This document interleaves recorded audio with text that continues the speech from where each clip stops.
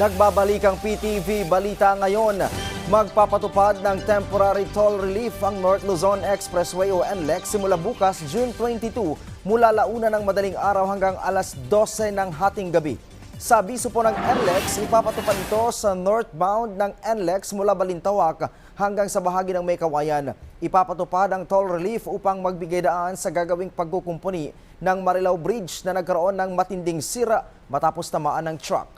Pagtitiyak naman ng NLEX na gumagawa sila ng paraan para maibsan ang traffic sa bahagi ng Marilao Bridge habang isinasagawa ang pagsasaayos.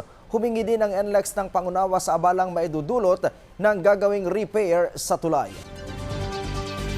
Sa ibang balita, tiniyak ng Manila International Authority or MIAA na iimbestigahan nilang mabuti ang taxi bribery scheme. Ayon sa MIAA, natanggap na nila ang report kaugnay sa aligasyon na sa ilang miyembro ng airport police na tumatanggap ng bayad mula sa ilang taxi drivers kapalit ng hindi torisadong access sa airport passenger pickup areas.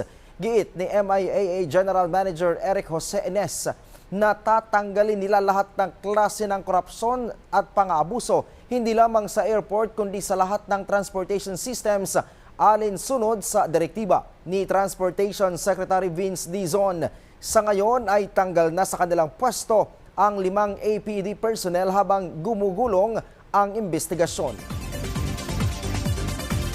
At yan na po ang mga balita sa oras na ito. Para sa iba pang updates, i-follow at like kami sa aming social media sites sa @PTVPH. Ako po si Ryan Lisiges para sa Pambansang TV sa Bagong Pilipinas.